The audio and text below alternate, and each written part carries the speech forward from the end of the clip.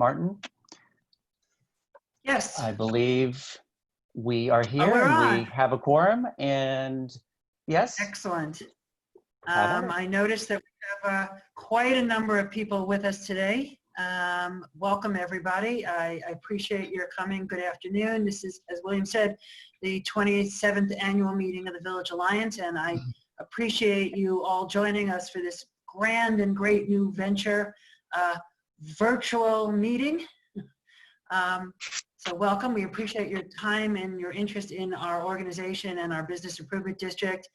And we hope we can continue to involve you in the future should we have to continue with virtual meetings, but hopefully we'll all be able to sit once again face to face and talk. Just a little history. The Village Alliance, BID, has been around for almost 30 years. We cover close to a little over 40 blocks, maybe 44 blocks of Central Greenwich Village. And our time as a community-based organization, in that time, our neighborhood has never been faced with the kind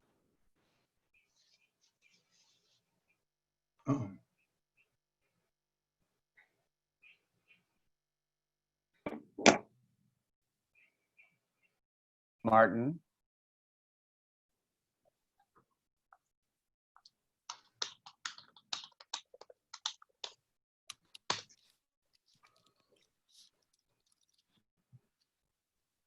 Well, everyone, I believe we've lost Martin's sound. So let me try to make him aware of that, and we can move to the first item of business in just a minute. Thank you.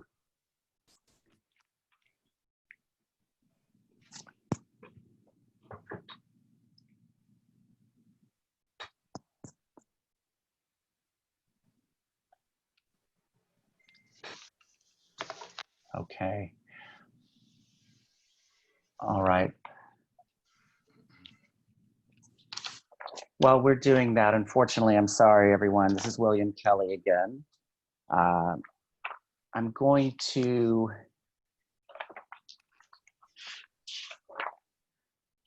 go to the remarks here. Okay, so I'm just going to read a couple of things. You know, we have operating with multiple presenters and various levels of internet connectivity. As you can see, the presenters may occasionally freeze or drop. Please have patience. Voting will be managed in two ways. The first is by the raised hand function in order to bring a motion to the floor to vote.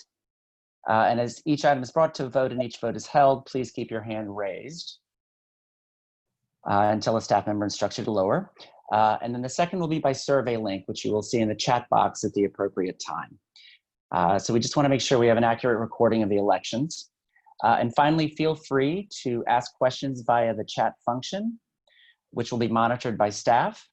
And we will have a brief Q&A session after the program report. Okay, so I'm pausing. Martin, are you able to hear us?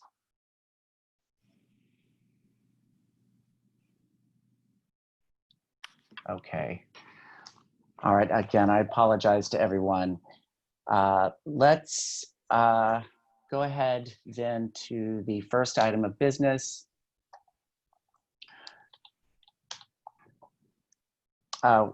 Attached here on the screen is page 2 is a copy of the minutes from last year's annual meeting, which those of you who pre-registered received in advance. Again, they're also shown on the screen.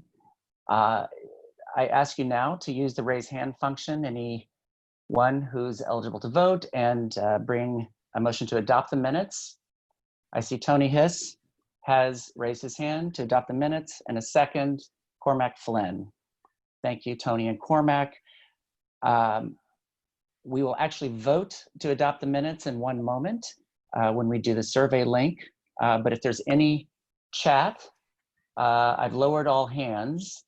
Does anyone have any questions or comments about the minutes? Please put them in the chat function. And Rachel, could you let us know if anyone does?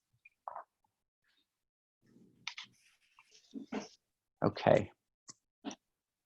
So now I would like to ask the chair of our governance committee, Michael Levine, to lead us through the election of directors. Michael? Thank you, William. And what Martin was going to do at this point, if he had volume, was to introduce me. So again, just for the purposes of the minutes and for everyone to understand what's happening, I'm Michael Levine. I'm the chair of the governance committee of the Village Alliance Business Improvement District. And it is our job, we have been charged with vetting candidates for election to our board of directors, preparing the slate for the election, and the greatest joy of all, of course, is to conduct the election. And as you heard William say a bit earlier on, it will be fun to see how it goes to cast the ballots for our board of directors. We promise it will be as painless as possible as we use modern technology. A few words on the election and how we manage our board. Consistent with best practices of nonprofit organizations, the Village Alliance staggers the 2-year terms of our board members so that every year only half of our board is elected and the other half remains for another year. Each of the board members therefore serve overlapping, staggered 2-year terms. The Village Alliance, now you can see the slide on the screen shows you the full list of the members of our board of directors by class. Let me remind you how the classes work for the Business Improvement District. Class A are owners of real property, which includes condominium owners. Class B are commercial tenants. Class C are residential tenants, which includes owners of cooperative properties.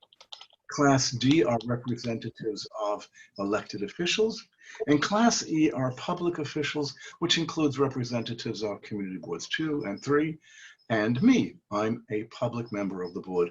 Only those in classes A, B, and C will vote for candidates for the board. Classes A, B, C, and D will vote for adoption of the minutes.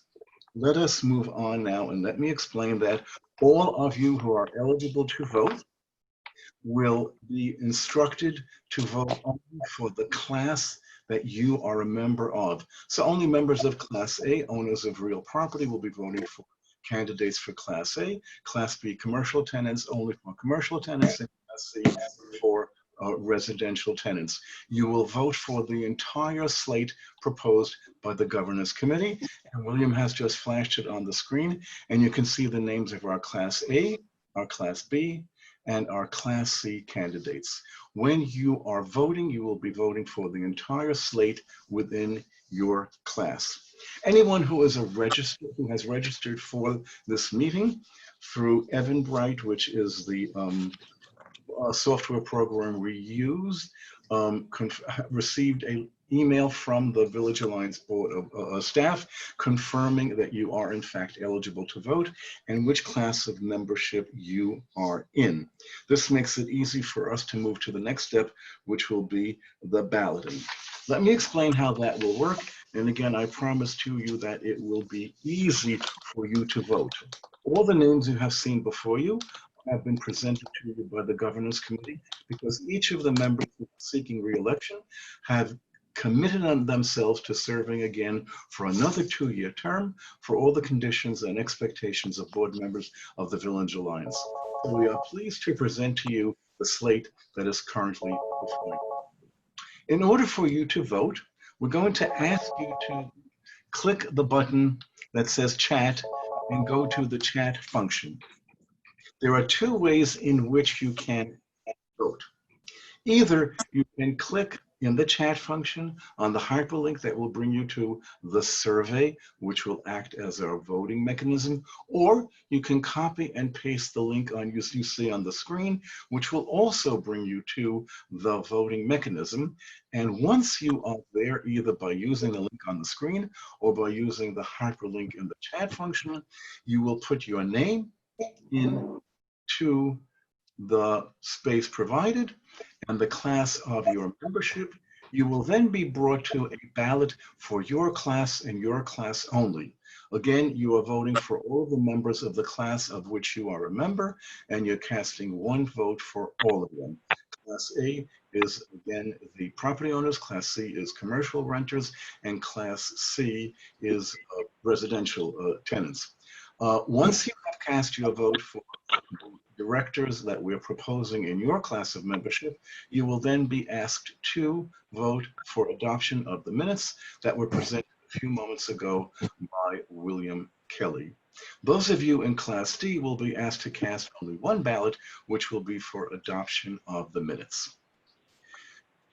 There being no questions, I hope, on how this procedure is, assuming the procedure will move very smoothly, which has been in the past by other organizations, I'm going to pause now, take a deep breath, and instruct you all to go to your link and to cast your vote, and we'll take a few moments break, and then I will come back later in the meeting to announce the preliminary results of the voting and to cast our votes for our executive committee. But in the meantime, while the Village Alliance staff is calculating your votes by class for directors, we will proceed with the other matters on the agenda. So I turn the meeting back to either William or Martin, if Martin is with us, for the next item on the agenda. Martin is back. Great. Yes. Martin, for your information, we just went through the whole voting procedure and everyone is nodding their head. It's as easy as can be. They're casting the votes right now. Martin will take over the meeting and move to the next agenda item. And folks, I will be back. And Martin, that was a fantastic report. Michael's was good too, but Martin, yours was fantastic. Thank you. I was so energized. I had so much to say. I was in the middle of thanking everybody, and particularly, I don't know where I left off and you didn't hear, but it leaves room to say it one more time. During this pandemic, we had all of our team out on the streets, cleaning, looking out, watching out for our tenants, everyone who's a member of this bid. And really, we're all very grateful to the work that they've done during the hardest parts of this, not only with the initial pandemic, but as I said earlier, the city came around and removed all the garbage pails in the city of New York, and it left no place for anyone to put anything. And without our cleanup crew and our public safety crew, it was amazing. So thank you, everybody.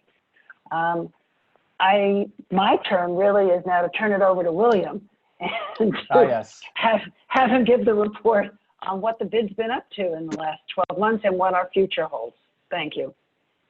Great. Thank you, Martin. And good afternoon, everyone. It's good to be with you today. I think this image really sums up the last quarter or so of the fiscal year. It's definitely, as Martin said, been one of the most challenging in my nearly 10 years here at the Village Alliance.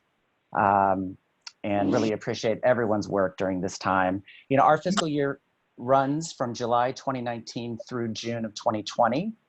And our first 3 quarters were in quite a different trajectory, as you can imagine.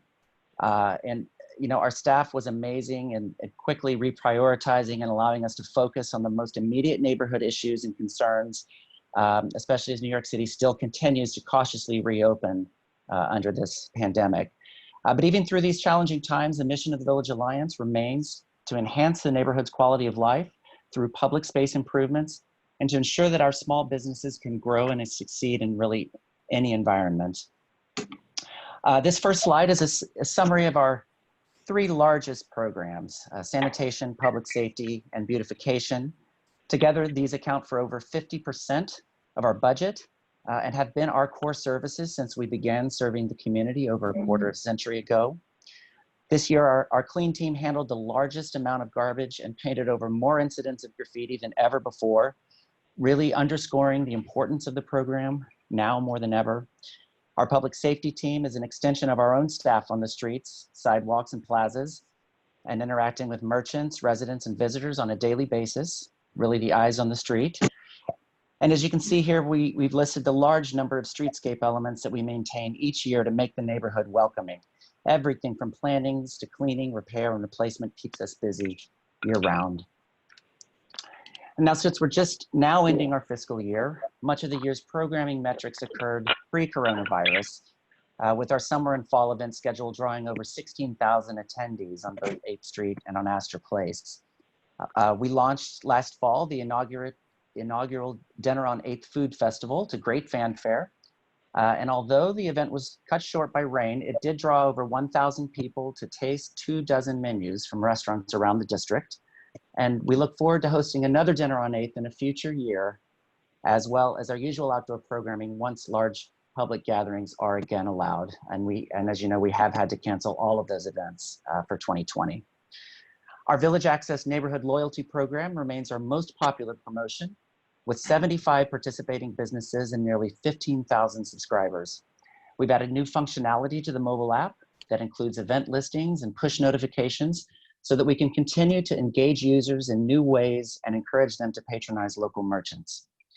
We directly promoted 109 merchants over the past year on our various social media, newsletter, and web platforms, interacting with a total audience reach of 1.5 million. We communicate about our businesses all year long, everything from our Village Vitality, Fitness, and Lifestyle branded promotion early in the year to holiday shopping ideas and other themed posts. Our core digital audience grew nearly 15% in fiscal 2020 to 41,000 followers across various channels this year. And if you're interested in any of these promotions or in receiving a Village Access card, I encourage you to sign up for our newsletter on our website or follow us on any of our social media platforms under Greenwich Village NYC, Astor Place NYC, and Made on 8th Street. And as I mentioned, our focus shifted dramatically in March with the onset of the coronavirus pandemic. After New York State on pause occurred March 22nd, we canceled our public programs for spring and limited our work to essential services such as trash removal, disinfecting street furnishings, and public safety patrols. Beginning in May, we worked with the New York City Department of Transportation to manage open streets for social distancing on University Place and around Washington Square Park, along with our partners at the Washington Square Park Conservancy. And while our clean team and public safety ambassadors continued to provide service, administrative staff learned as much information as possible about federal and local grant and loan programs, employment law, health and safety guidance, and other best practices for managing businesses in this new environment. We walked the district daily to speak with businesses and gauge their needs. We developed a survey for those who did not remain open. And through this knowledge gained, we advised our merchants on operations, offered free e-commerce and digital marketing assistance, targeted toolkits for reopening, and also connected them with content experts, particularly around financial counseling. Our communications team also shifted gears in order to inform the community about which businesses remained open in person and which others maintained an online presence. We created an interactive map and list of all businesses and their current operating status, updated weekly and still available. And businesses who wished to give back to healthcare workers were part of our One Village NYC promotion. And we continue to message neighbors about the vital importance of patronizing local businesses who need your help now more than ever. At the peak of the pandemic, 75% of our businesses were closed to the public, and most of those remaining open had reduced their operations.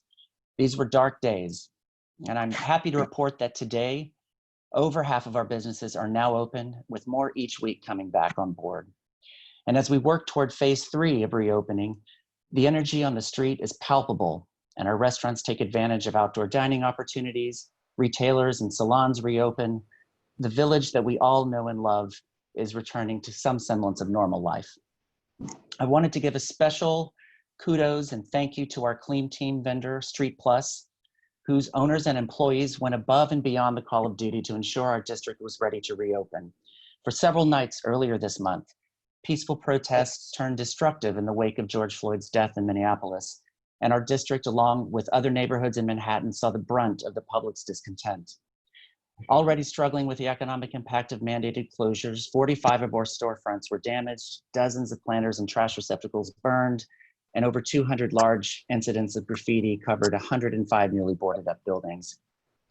Street Plus was on the scene immediately every morning to clean up the damage and present an orderly streetscape by the time much of the public went back outside. And I just wanted to thank in particular David Goldberg and Rob Brigante, our supervisor Miguel Kidadumbai, and the entire team. You helped us quickly remedy some of the most very challenging conditions. And you know, it's not possible to discuss events of the past year without mentioning the monumental demonstrations surrounding the Black Lives Matter movement. Greenwich Village has always been at the forefront of social change.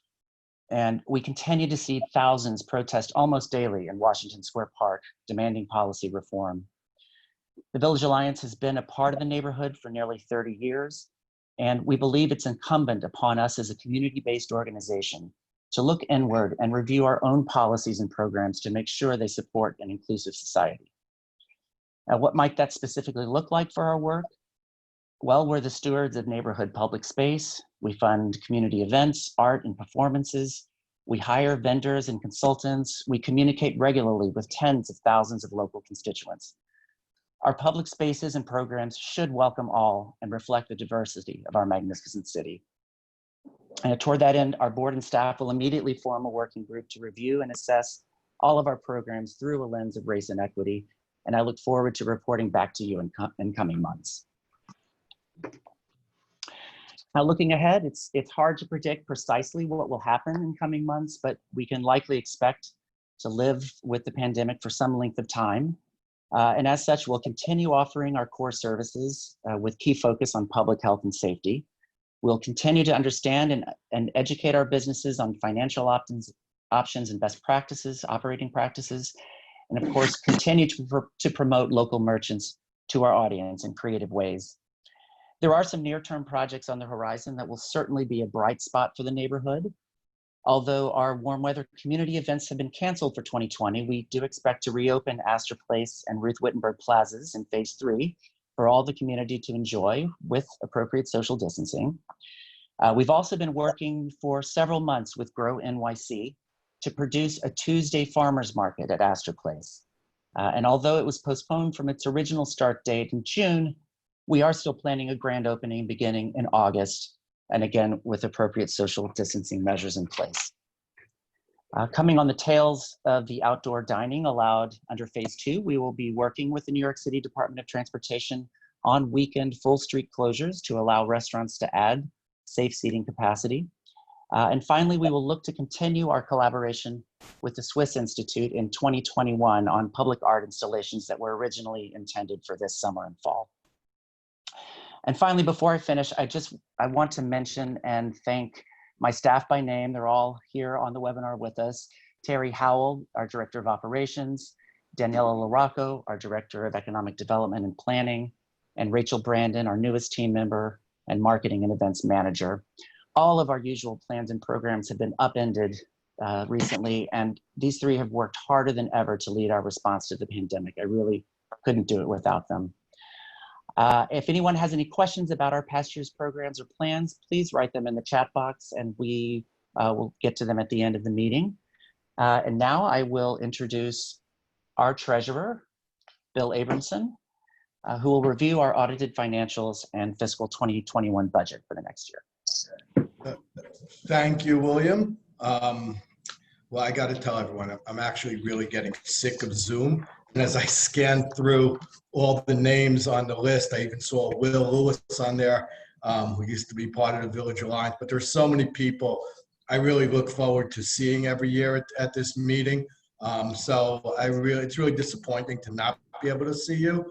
But I'm glad you're all still keeping in touch and you did link into this meeting. So having said that, welcome everyone. Good afternoon. As William said, I'm the treasurer, Bill Abramson from Buckbinder and Warren. Today I'm going to review the audited 2019 financial statement as well as review year-to-date numbers. As you know, our fiscal year ends June 30th, so we're pretty much at the end of our 2020 year, and also go over our 2021 budget. So in front of you well, let's see. Okay, so this is a page from the audited statement, but I know that in the meeting packet emailed in advance, you'll see copies of our most recent audited financial statement from 2019. To be specific, on Tuesday, December 10th, boy, that seems like a long time ago, 2019, the Village Alliance Audit Committee met to review and approved the fiscal year 2019 audited financial statements, which are once again done by William Scody.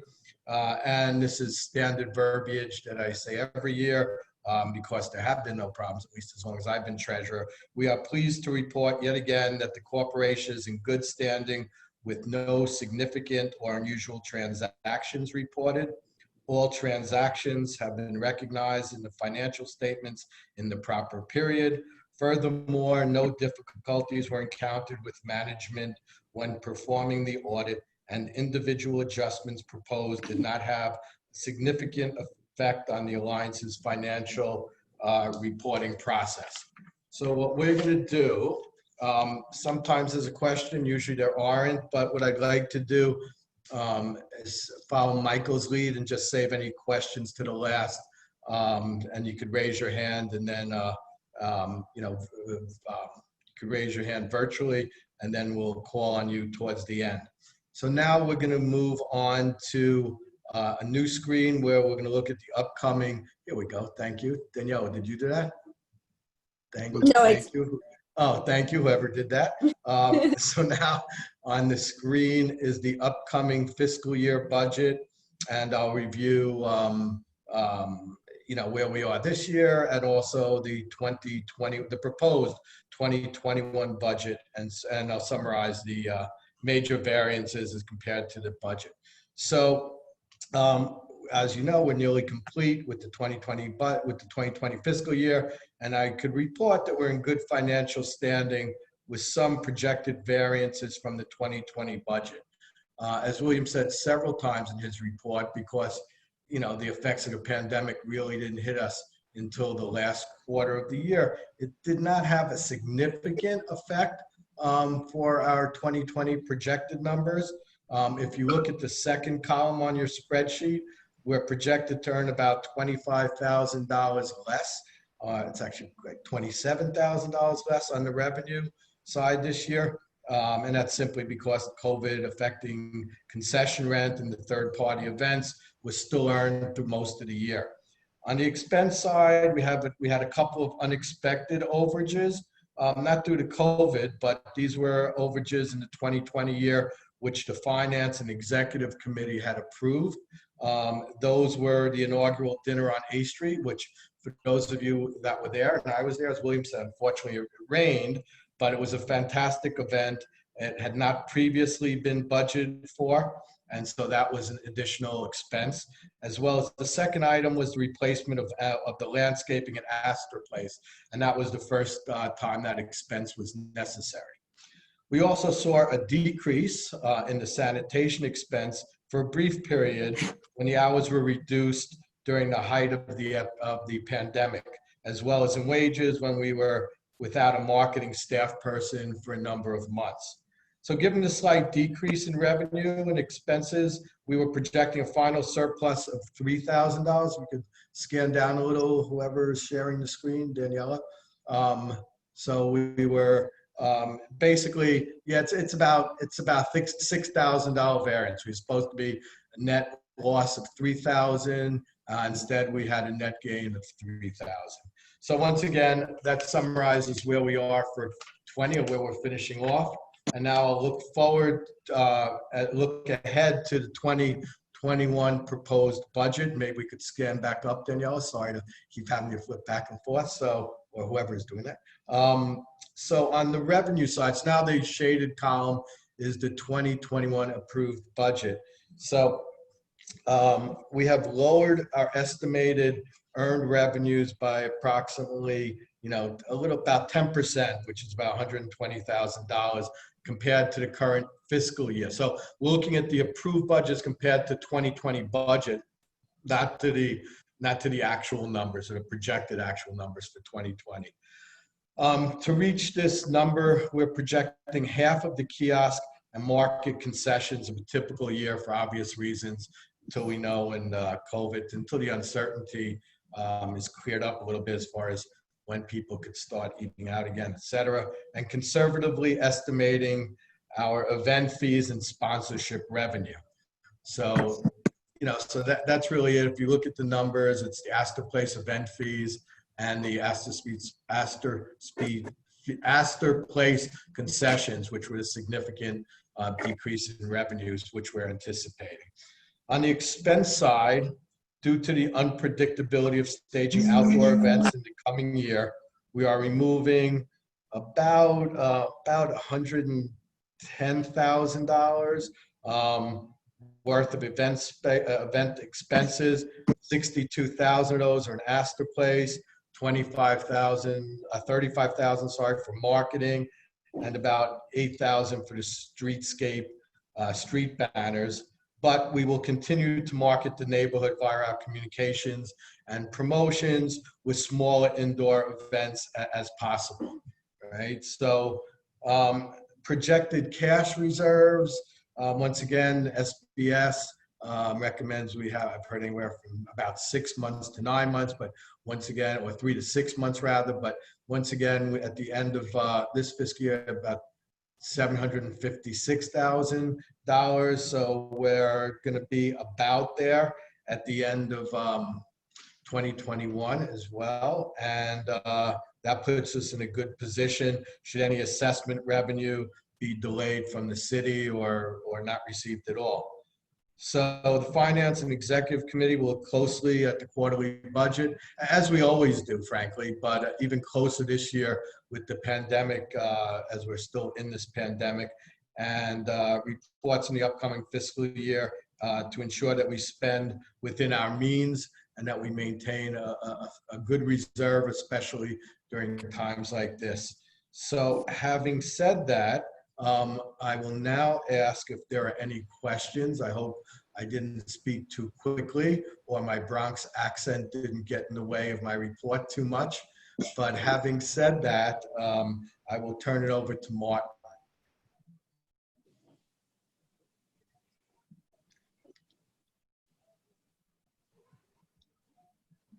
Martin, you're muted.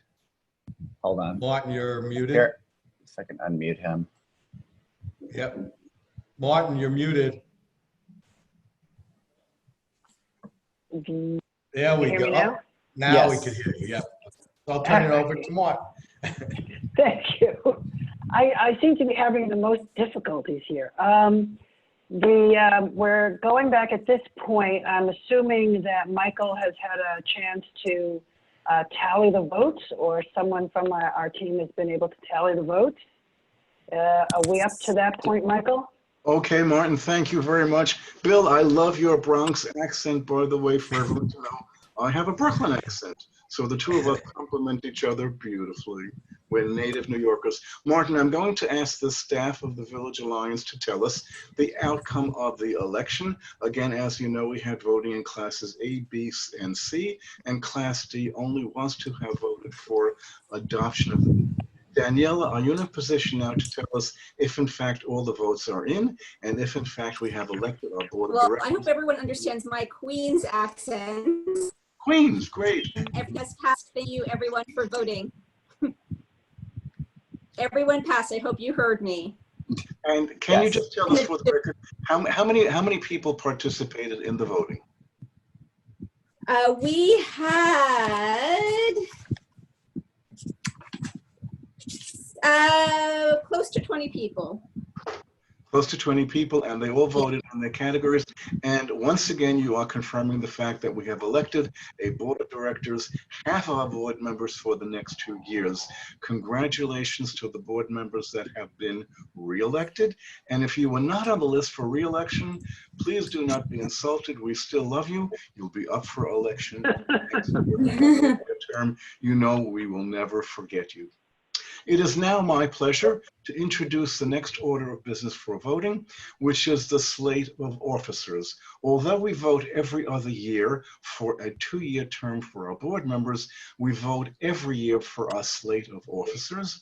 And again, your governance committee is proposing the following slate of officers to serve for 1 year for the Village Alliance Board of Directors. Our president, Martin Dressner, who we hope we don't lose again in the course of this meeting. Congratulations, Martin, you've made it this far. Thank you very much. For vice president, we are proposing Arlene Peralta Avila, who this will be the first time that she will be an officer of the board, although she has been a member of the executive committee for many, many years. So welcome to the slate, Arlene. For treasurer, you just heard our hardworking treasurer, Bill Abramson, speaking. He is up for election again as treasurer.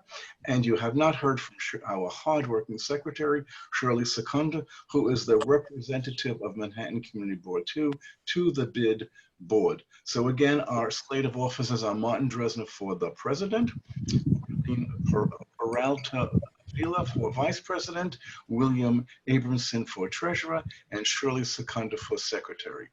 To conduct this portion of the election, we're going to ask you to raise hand function. And again, to get to the raised hand function, you need to click on the participant button. And when you get the list of participants, you will see in the lower right-hand corner, the instruction to raise hands. So I am going to ask all those in favor of the slate as presented to please raise your hand, and the Village Alliance staff will once again calculate for us if we have votes.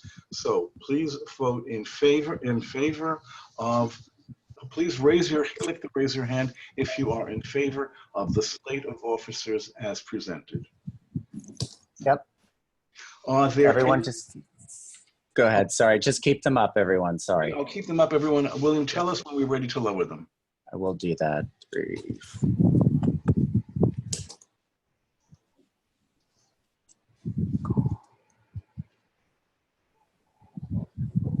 Okay, I've written everyone down.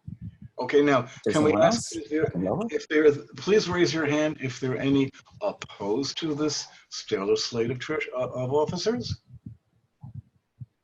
Do we have any opposition? No, no opposition. Do we have any abstentions? We have 1 abstention. Okay. 1 abstention. So I therefore declare that our proposed slate of officers for the coming year has been approved by the members of the Village Alliance bid. So once again, I congratulate members of our board for being elected, and we're delighted to have you back again for a 2-year term to fulfill the promises that you made to sustain our Village Alliance Business Improvement District. I thank everyone who ran. I thank the officers, and I congratulate you and look forward to another productive year of working with you. And of course, I would like to, on behalf of everyone, once again, thank the Village Alliance staff for conducting this meeting, for conducting the election, and for making sure that everything is working as seamlessly as possible. So thank you all again. And once again, I return the meeting for the final portion of our business to our president, Martin Dresner. And just one moment, Martin. So I saw in the chat there was one question about the budget from a Richie Klein, so I just want to address that real quick. So it was a question about what I said about the budget piece of Astor Place. So in 2021, I hope I'm addressing your question, Richie Klein, that because we cannot hold outdoor events at Astor Place, we're anticipating that revenue to be down. Right, revenue that we get from that. Also, we have 2 or 3 vendors in Astor Place that we also are expecting lost revenues from for the foreseeable future. So that was specifically the part about Astor Place within my budget report. So I hope that answers your question. And now I'll turn it over to you, Martin. Thank you. Thank you very much, everyone. We greatly appreciate. At this point, I'm not sure, William, there were a few questions put out by the panelists. Would you like to address? Let's do that now before the end. Rachel, so I see I'm just scrolling through here. Okay, so there's a question, could you elaborate more on upcoming open streets? Which blocks are being considered, what time periods, what's the most effective way to advocate for 24/7, more permanent pedestrianizing? Okay, so it's going quite a ways there. But so to start with, Open Streets program is a new program that DOT has put together. It is, sorry, very noisy there. It is open, let's just say Open Streets initially was only a shared street program. The newest iteration of that includes dining on open streets or street closures to allow dining on the street as well. So this was just literally announced today. There is a website, maybe Daniela, actually, if you want to if you can find that and post it in chat, people can see a little bit more, or we can follow up afterwards. For our district, there are only a couple or three corridors that have a significant amount of dining that this would really benefit. One we've worked in before, the West 8th, the block of West 8th Street, where we had dinner on 8th. Right now, DOT is only allowing this type of outdoor dining to happen on weekends. So that would be, the start of the kind of program. And in terms of advocating for more and future closures, the usual routes through elected officials in the mayor's office and to DOT directly, to the community board, of course. But I think in an interesting way, this will show us what the impacts would be of closing the street to regular vehicular traffic for some time. Particularly the goal of this dining program is to give restaurants the ability to expand their seating capacity in a safe way, to allow a little bit more revenue to come in during this warm weather season. So it is a sort of temporary program that's right now, I think, only through Labor Day, though possibly extended into the fall. I do see another question here. It's a very serious question. How many stores in this district do you think will permanently close due to COVID? And that's really hard to say. I can say that our vacancy rate right now stands district-wide at around 15%, and that is a little higher than it was 3 months ago. It was about 12% then. Certainly, there will be businesses that do close. I would say, as we go into phase 3 and phase 4, we're seeing more and more businesses open, but those that are not reopening, we'll definitely reach out to and find out, what the situation is. But that's about what we know right now. Let's see here. Gail Fox, hi Gail. Glad to see you on the webinar. Yes, the Tuesday Green Market, targeted starting August 4th. This is a slower time of the year, but just we're wanting to make sure it would operate before people come back in the fall. It's on the South Plaza, and it would be with 4 or 5 market vendors at first. Let's see here. Bill Abramson, thank you. You answered the budget question. And yes, Cormac. Oh, Cormac, you had your hand raised. Was this the question you were asking? To clarify, open streets and open restaurants are separate, and a given street might be in both. That's absolutely right. Open streets is just kind of sharing the street to vehicular traffic and pedestrians, whereas open restaurants can happen on an open street, but it is more targeted toward dining, and it is about fully closing off the street to traffic to allow for that dining. And we're already operating open streets on University Place. We're looking to do 1 or 2 open restaurant streets, as soon as we talk to all of the community about that. But as I said, West 8th Street would be a first place to look for that. Daniela, thank you for posting that link. Craig Newmark, how can one better support local merchants via social media? Let's say if one has a substantial following. I'm not sure what you're asking there. Certainly, we are following all of our merchants on social media. We talk about them. We do specific promotions. in various means year round, depending, on what the promotion might be. But I'm not sure. If you want to ask your question again, maybe in a way, I apologize. I'm happy to follow up as well. Let's see. Thank you, Sophia. Okay, repairs for cleaning. Cormac, the cost for repairs. We lost about $20,000 worth of streetscape furnishings. This was planters, trash cans, and the like during that week. Some of it was able to be repaired and some we were wanting to replace anyway. So it's not a huge dent on our budget, but certainly I wish that would not have happened. Is there a list of open streets on the website? The open streets citywide, there is a list of where those are happening. I don't have that on me, but I think it's on DOT's website. Oh. Okay, so Craig, happy to retweet via your own Twitter feed. Fine, we'll do that. I'll connect you with Rachel, and that would be great. Any help you can give would be wonderful. Okay, I think that's all the questions I went through on chat. Sorry, I think my head was cut off that entire time.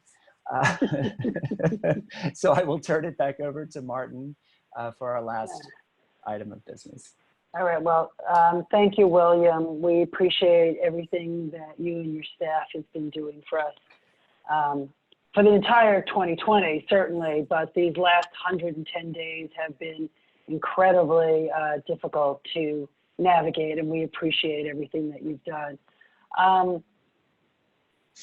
The last thing for us to do is every year I have a pleasure and a joy in awarding the Norman Buckbinder Award.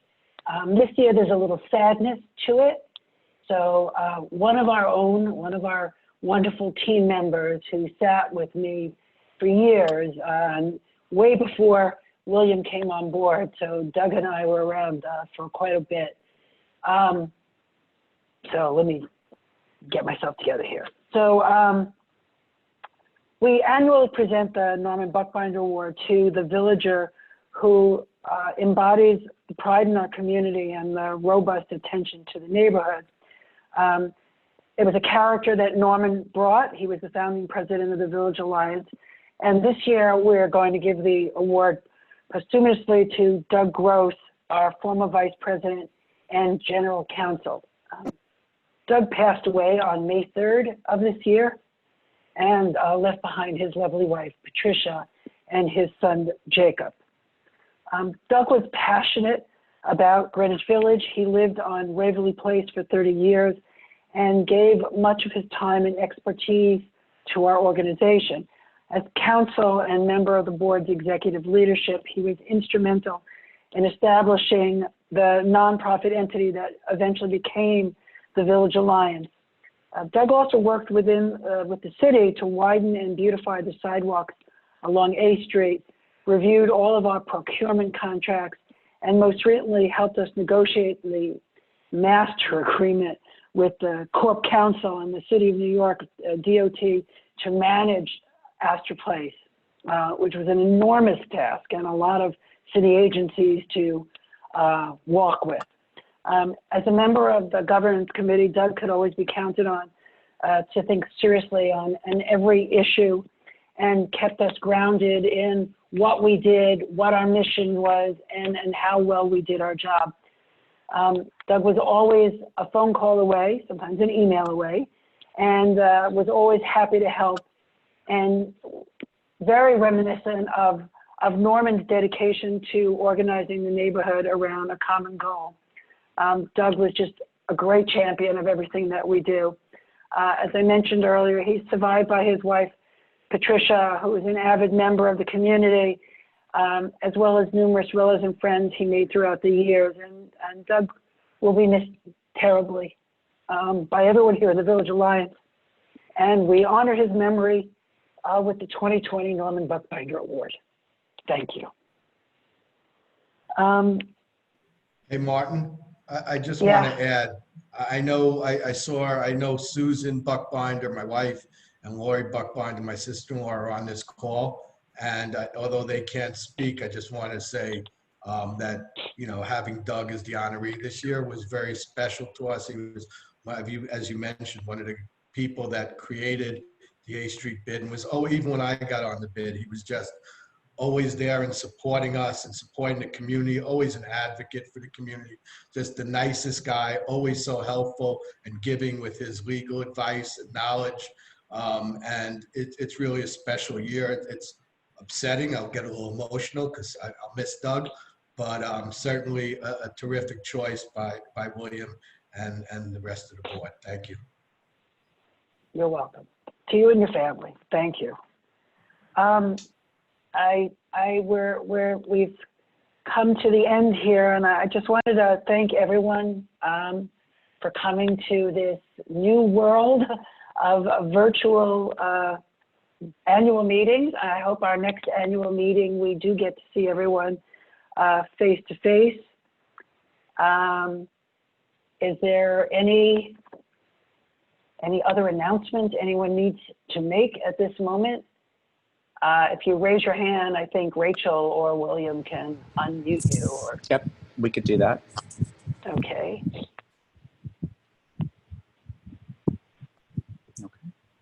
All right, so thank you, everyone. A motion to adjourn. That we need, yes. Tony Hiss. Thank you. So moved. Second. And second, Robin Mitnick, second. Thank you. All right, thank you. The meeting is adjourned. Thank you, everyone, very much.